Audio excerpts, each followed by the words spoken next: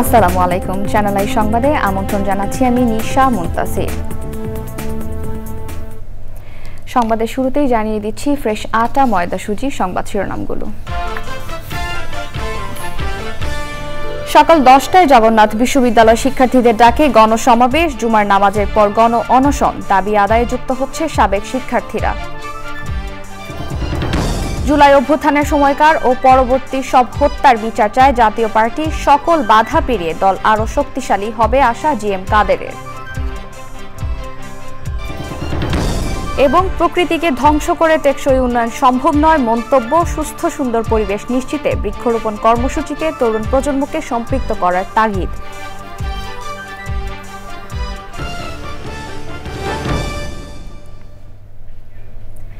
সংবাদ শিরোনামগুলো জানাচ্ছিলাম। এখনকার এই সংবাদ আয়োজন একই সঙ্গে চ্যানেল আই এর ইউটিউব চ্যানেল এবং চ্যানেল আই এর ওটিটি প্ল্যাটফর্ম আই স্ক্রিনে লাইভ স্ট্রিম হচ্ছে।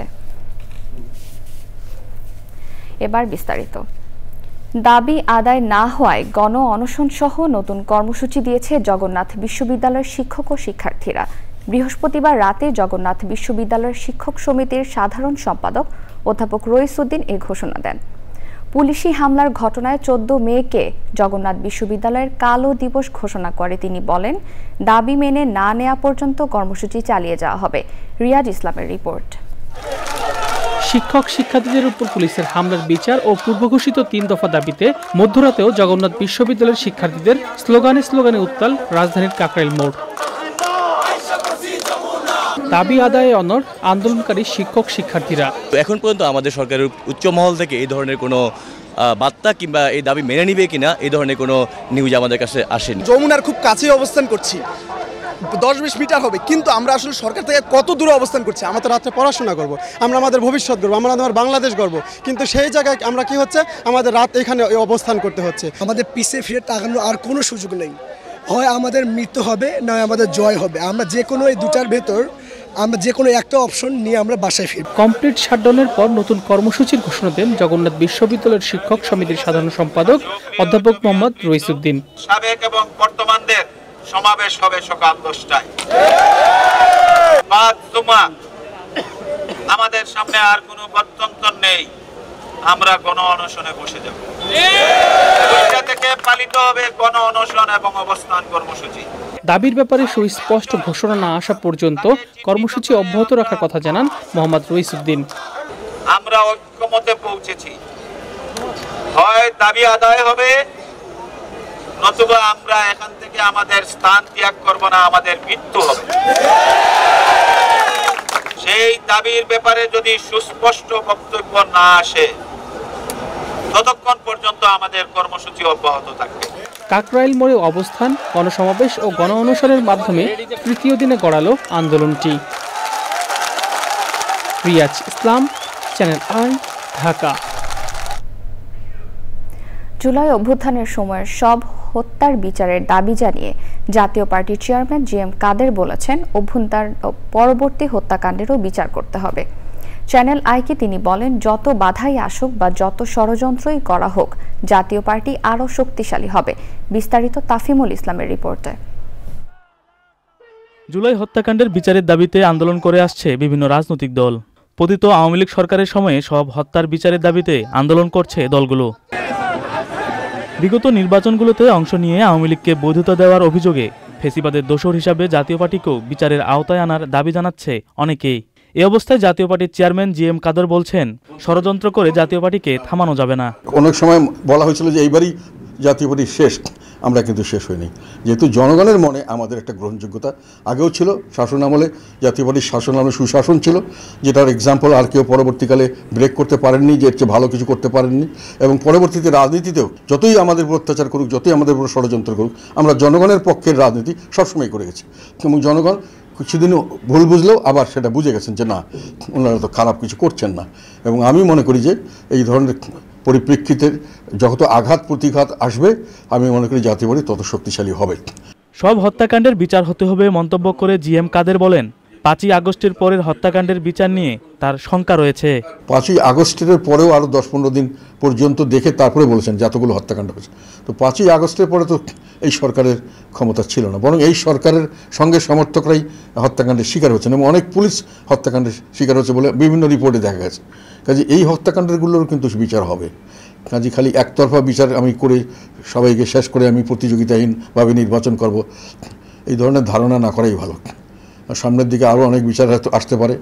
আওয়ামী লীগেও অনেক ভালো মানুষ ছিল মন্তব্য করে জিএম কাদের বলেন, দল হিসাবে আওয়ামী লীগের বিচার করার শক্তিশালী কারণ দেখেন না তিনি। আমাদের এমন কোনো ঘটনা ঘটে নেই যে আওয়ামী লীগের 100% লোকই এই কাজে জড়িত ছিল। তাফহিমুল ইসলাম, চ্যানেল আই, ঢাকা। হজ ব্যবস্থাপনায় কঠোর অবস্থানে সৌদি সরকার। সৌদি স্বরাষ্ট্র মন্ত্রণালয় জানিয়েছে এ বছর অবৈধভাবে হজ পালনকারীদের বিরুদ্ধে কঠোর ব্যবস্থা নেওয়া হবে। জেদ্দা এয়ারপোর্টে হজ যাত্রীদের কয়েকটি লাগেজে তামাক জাতীয় দ্রব্য আটক করেছে বিমানবন্দর কর্তৃপক্ষ। মক্কা থেকে MY আলাউদ্দিনের রিপোর্ট। অবৈধভাবে হজ পালন করতে গিয়ে গত বছর হিট স্ট্রোকে কয়েকশো হজযাত্রীর মৃত্যুর বিষয়টিকে সামনে রেখে এবছর অবৈধভাবে হজ পালন রোধে কঠোর অবস্থান নিয়েছে দেশটি। আমি সবার কাছে একটা অনুরোধ করব, কেউ বিনা তাসরিয়াতে বিনা অনুমতিতে কেউ হজ করতে যাবেন না। এই বছর আরো কড়াকড়ি হওয়ার সম্ভাবনা আছে।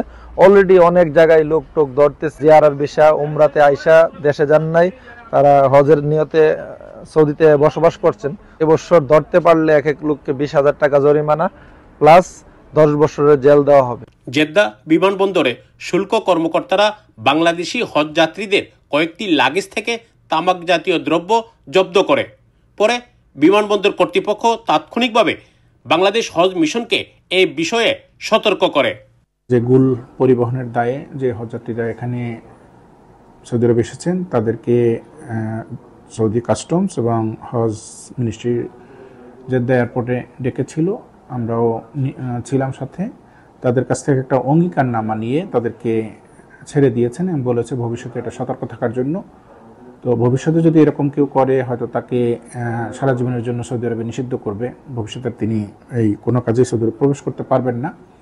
সেই জন্য আমি অনুরোধ করব যে পরিবহন নিষিদ্ধ কোনো জিনিসপত্র যাতে কোনো হজযাত্রী বহন না করেন এবং এজেন্সিগুলো যাতে এ বিষয়ে সতর্ক থাকেন। কতিপয় দুষ্ট চক্রের কারণে প্রতি বছরেই প্রশ্নের সম্মুখীন হচ্ছে পুরো হজ ব্যবস্থাপনা। এসব চক্রের বিরুদ্ধে যদি ব্যবস্থা না নেওয়া হয় ভবিষ্যতে বাংলাদেশের পুরো হজ ব্যবস্থাপনাই প্রশ্নের সম্মুখীন হবে, এমনটাই মনে করছেন সংশ্লিষ্টরা। সৌদি আরবের মক্কা থেকে MY আলাউদ্দিন, চ্যানেল আই। রাজধানীর পূর্বাচলের আশালয়ে সবুজে সাজাই বাংলাদেশ স্লোগানে দেশব্যাপী বৃক্ষরোপণ কর্মসূচি উদ্বোধন করেছে প্রকৃতি ও জীবন ক্লাব। এবারে মৌসুম জুড়ে দেশ জুড়ে কমপক্ষে 20 লাখ গাছ রোপণের লক্ষ্যমাত্রা নিয়েছে সংগঠনটি। কর্মসূচির উদ্বোধন শেষে প্রকৃতি ও জীবন ফাউন্ডেশনের চেয়ারম্যান বীর মুক্তিযোদ্ধা মুকিত মজুমদার বাবু বলেছেন, প্রকৃতিকে ধ্বংস করে টেকসই উন্নয়ন সম্ভব নয়, তাই আগামী সুস্থ সুন্দর পরিবেশ নিশ্চিতে বৃক্ষরোপণের বিকল্প নেই।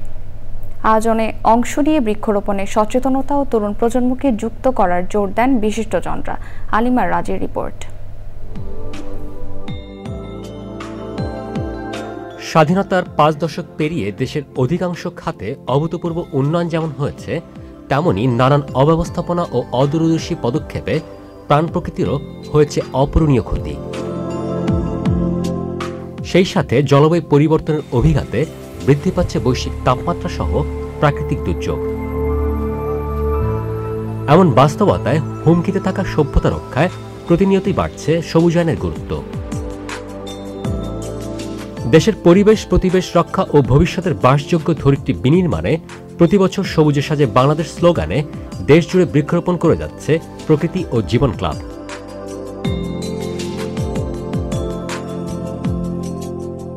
এরই ধারাবাহিকতায় রাজধানীর পূর্বাচলের আশালয়ে র্যালি, শিক্ষার্থীদের চারা বিতরণ ও বৃক্ষরোপণের মধ্য দিয়ে শুরু হয় এবারের কর্মসূচি।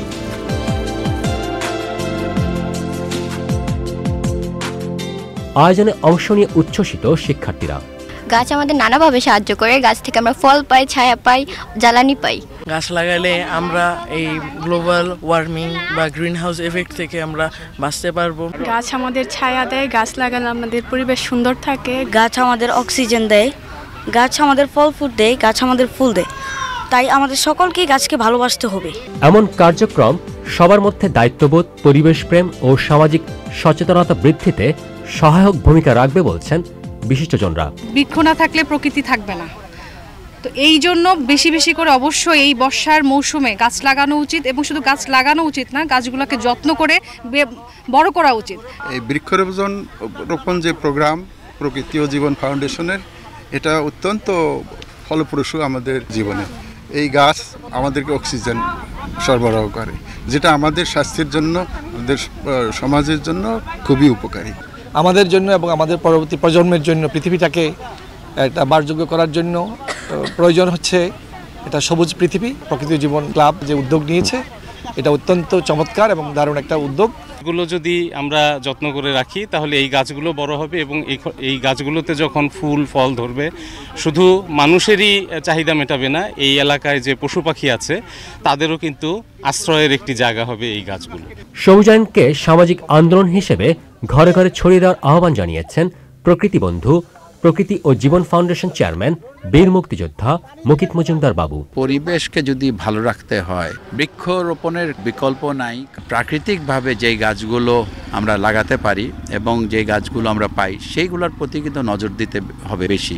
এবার আমরা সারা বাংলাদেশে 64টা জেলায় কমপক্ষে 20 লাখ গাছ লাগানোর একটা আমাদের টার্গেট রেখেছি।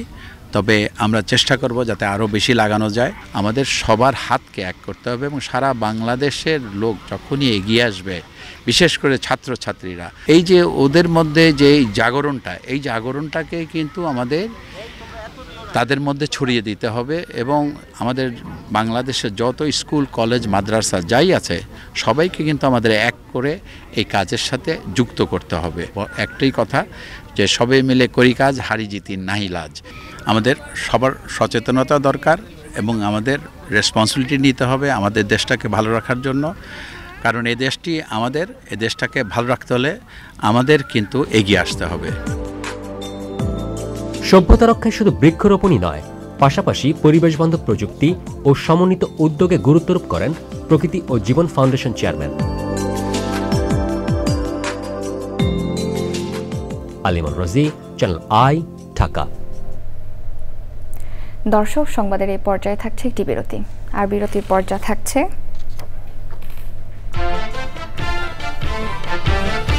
সিলেটে 4 দিনের ম্যাচের দ্বিতীয় দিন শেষে নিউজিল্যান্ডের দলের বিপক্ষে 7 রানে পিছিয়ে বাংলাদেশ। টাইগার যুবাদের হয়ে নুরুল সোহানের সেঞ্চুরি। সফল হতে চাও তো রোদে বের হও। গ্লো থাকে একই প্রখর রোদেও। Glow and lovely serum cream এর মাল্টিভিটামিন সিরাম ত্বকের 3 স্তর গভীরে যায় আর দেয় 40% বেশি উজ্জ্বলতা।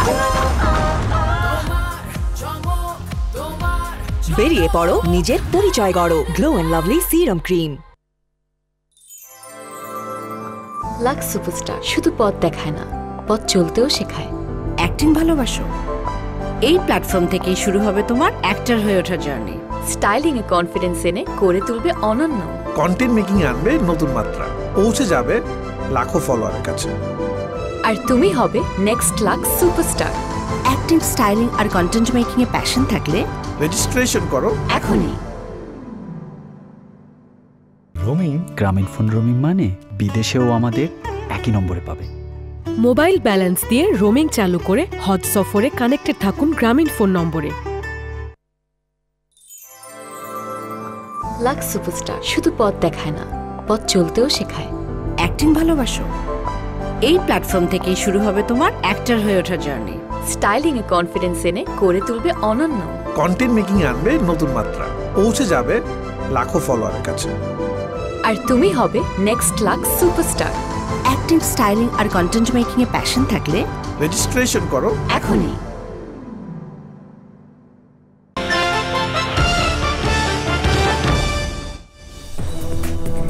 দর্শক, বিরতির পর আবারও স্বাগত জানাচ্ছি আপনাদের সবাইকে। 1 জুলাই থেকে কমতে পারে ইন্টারনেটের দাম, তবে নানা সুযোগ সুবিধা নিয়েও ইন্টারনেটের দাম না কমালে মোবাইল অপারেটরদের দেয়া সুবিধাগুলো পুনর্বিবেচনার হুঁশিয়ারি দিয়েছেন প্রধান উপদেষ্টার বিশেষ সহকারী ফয়েজ আহমেদ তৈয়ব। জানিয়েছেন বুধবার সারা দেশে প্রায় 1.25 ঘন্টা গ্রামীণফোনের নেটওয়ার্ক ব্ল্যাকআউট থাকার বিষয়ে ব্যাখ্যা চেয়েছে বিটিআরসি। তিনি বলেন, রাজনৈতিক বিবেচনায় আর কোনো লাইসেন্স দেওয়া হবে না। পান্থ রহমান জানাচ্ছেন বিস্তারিত। বিশ্ব টেলিযোগাযোগ ও তথ্য সংখ্য দিবস উপলক্ষে সংবাদ সম্মেলনে টেলিকম খাতের লাইসেন্স নীতিমালায় পরিবর্তন, দুর্নীতি বন্ধ, নারী পুরুষ এবং গ্রাম শহরে ডিজিটাল বৈষম্য কমানোর প্রতিশ্রুতি দেন কর্তারা। বলেন, মুখরোচক গল্প নয়, বরং সত্যিকারের সেবার অংশ হিসেবেই ইন্টারনেটের দাম কমানোর উদ্যোগ নেওয়া হয়েছে। যেহেতু আমরা গেটওয়ে পর্যায় থেকে দাম কমিয়েছি, আইআইজি এবং ট্রান্সমিশন পর্যায় থেকে দাম কমিয়েছি, we deserve internet price to decrease at user level.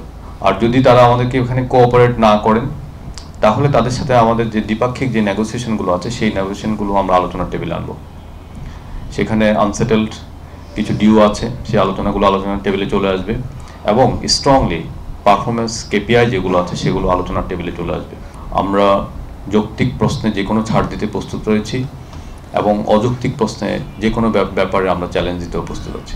উপদেষ্টা জানান, ক্ষতিগ্রস্ত টেলিকম প্রতিষ্ঠানগুলোকে লাভজনক করার চেষ্টা করছে সরকার। প্রকল্পগুলোর দুর্নীতি বের করে এনেছি এবং সেভাবে যে কম্পোনেন্টগুলো দরকার পড়ে সেই কম্পোনেন্টগুলো বন্ধ করেছি এবং এইভাবে আমরা প্রায় 2000 কোটি টাকার বেশি মূল্যমানের প্রজেক্ট বন্ধ করে দিয়েছি। পলিটিক্যাল দুর্বৃত্তায়নের মাধ্যমে লাইসেন্স দেওয়া হয়েছে এবং আমাদের উপরে রাজনৈতিক চাপ আছে এবং সামাজিক চাপ, দুই ধরনের চাপ আছে। আসলে ব্যবসায়ীদের কাছ থেকেও চাপ আছে। আর এখানে আমাদের সময়ে আমরা এই নিশ্চয়তা দিতে পারি, রাজনৈতিক বিবেচনায় লাইসেন্স দেওয়া হবে না। স্টারলিংক 2টা এলসি ওপেন করেছে। এই এলসিগুলো সেটেল হলে আমাদের বাংলাদেশ সাবমেরিন কেবলের যে টোটাল ব্যবহার এটা 4 টেরাবাইটের বেশি হয়ে যাবে। তৈয়ব জানান, প্রথম স্যাটেলাইট অর্থনৈতিকভাবে সফল হলেই কেবল দ্বিতীয় স্যাটেলাইট উৎক্ষেপণ করা হবে। টেলিটক বাংলাদেশের জন্য আমরা একটা পান্থ রহমান, চ্যানেল আই, ঢাকা। সংযুক্ত আরব আমিরাত সফরে দেশটির প্রেসিডেন্ট শেখ মোহাম্মদ বিন জায়েদ আল নাহিয়ানের সঙ্গে বৈঠক করেছেন মার্কিন প্রেসিডেন্ট ডোনাল্ড ট্রাম্প। আবুধাবির রাজপ্রাসাদ কাসর আল ওয়াতানে পৌঁছালে ট্রাম্পকে স্বাগত জানায় শিশুদের একটি দল। অভ্যর্থনায় ছিল গার্ড অব অনারও। এছাড়াও সংযুক্ত আরব আমিরাতের প্রথম মহাকাশচারীর নেতৃত্বে আয়োজিত একটি ব্রিফিংয়ে অংশ নেন ট্রাম্প। এর আগে আবুধাবিতে পৌঁছে শেখ জায়েদ গ্র্যান্ড মসজিদ পরিদর্শন করেন মার্কিন প্রেসিডেন্ট ডোনাল্ড ট্রাম্প। তার সফর উপলক্ষে মসজিদটি সাময়িকভাবে জনসাধারণের জন্য বন্ধ রাখা হয়। বিষয়টিকে তিনি বিশেষ সম্মান বলে উল্লেখ করেন। এবার কৃষি সংবাদ।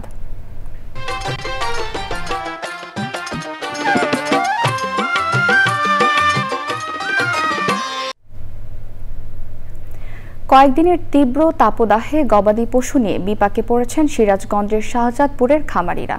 অতিরিক্ত গরমে দুধ কমে গেছে, বেড়ে গেছে গোখাদ্যের দাম, গবাদি পশু আক্রান্ত হচ্ছে নানা রোগে।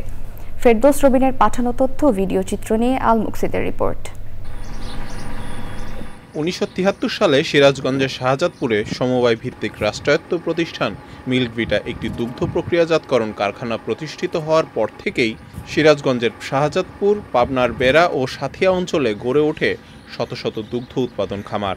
এই খামারগুলোতে উন্নত জাতের গাভী থেকে প্রতিদিন গড়ে উৎপাদন হয় 5 থেকে 6 লাখ লিটার দুধ।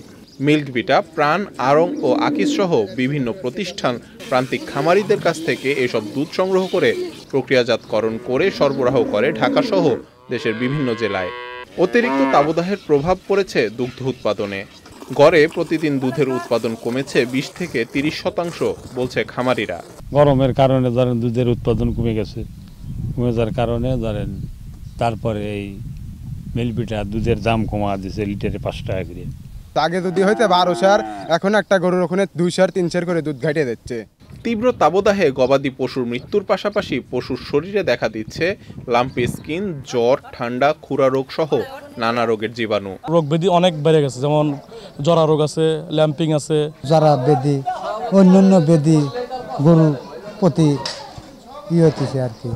গবাদি পশুর রোগবালাই নিয়ন্ত্রণের পাশাপাশি তাপদাহ মোকাবেলায় খামারিদের পরামর্শ দিচ্ছে জেলা প্রাণী সম্পদ বিভাগ। চালের উপরে সালা দিয়ে পানি দেওয়া, এরকম বিভিন্ন সময় পানি দিয়ে ঠান্ডা রাখা, এবং এখন ওই আর খুব কাঁচা ঘাস বেশি খাওয়ানো, পানি খাওয়ানো। সিরাজগঞ্জ জেলার মধ্যে শুধু শাহজাদপুর উপজেলাতেই ছোট বড় মিলিয়ে গরুর খামার রয়েছে প্রায় 30,000।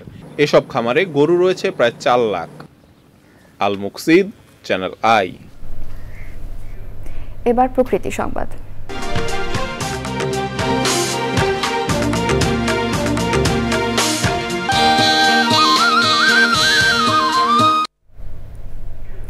আধুনিকতার হাত ধরে নগরায়ন এগিয়ে চললেও নির্বিচারে বৃক্ষ নিধন ও বিদেশি গাছের আগ্রাসনে হারিয়ে যাচ্ছে গ্রাম বাংলার সৌন্দর্য।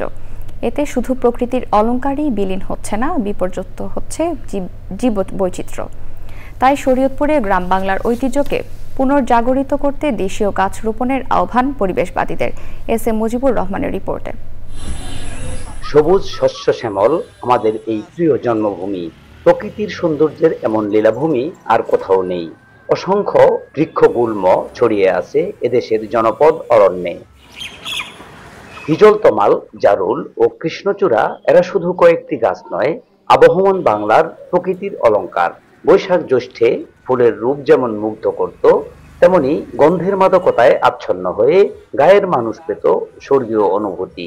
বৈশাখ জ্যৈষ্ঠ মাসটাকে আমরা চিনি জারুল ফুল, কৃষ্ণচূড়া এবং সোনালী ফুল বা হিজল ফুলের মাধ্যমে। যে কোনো গাছের এই গরমের ভিতরে ছায়া পাওয়া দুষ্কর হয়েছে, এমন ভাবে গাছ নিধন হয়েছে দেশের থেকে।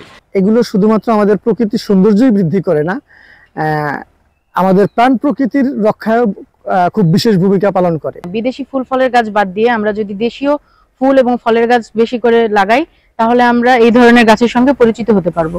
সময়ের বিবর্তনে আর আধুনিকতার ছোঁয়ায় প্রকৃতি থেকে হারিয়ে যেতে বসেছে এসব গাছ। বেশি পরিমাণে ফুল এবং ফলের গাছ রোপণ করতে পারি, তাহলে সৌন্দর্য বৃদ্ধি পাবে, পরিবেশের ভারসাম্য বজায় রাখবে। বাংলাদেশের যে মূল পরিচয় লাল সবুজ, সেই লাল সবুজের পতাকার মধ্যে এখানে কৃষ্ণচূড়া ফুটে আছে।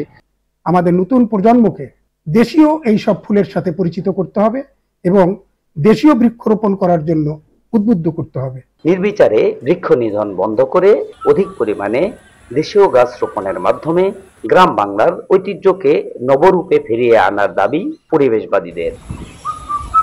S M Mujibur Rahman, channel I, Shariatpur. এবার খেলার খবর।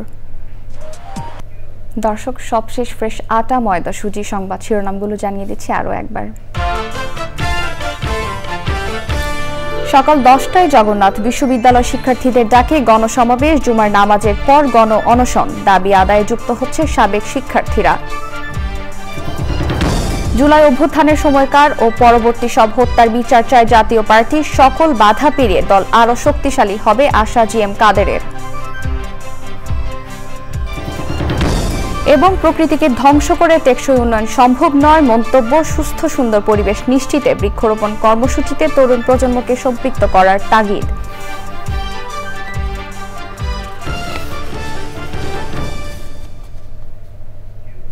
চ্যানেল আই এর সর্বশেষ সব সংবাদ জানতে ভিজিট করুন channelionline.com-এ। যুক্ত থাকুন আমাদের সোশ্যাল মিডিয়া প্ল্যাটফর্মগুলোর সাথে। এতক্ষণ সাথে থাকার জন্য ধন্যবাদ সবাইকে।